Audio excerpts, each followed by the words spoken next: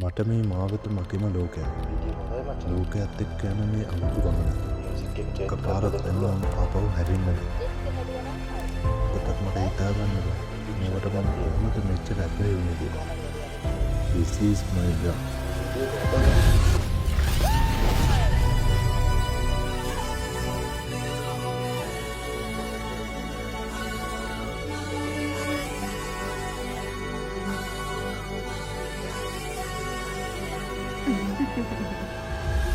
ජීවිතයේ ලස්සන අවස්ථා අපි හොයනවා නෙවෙයි.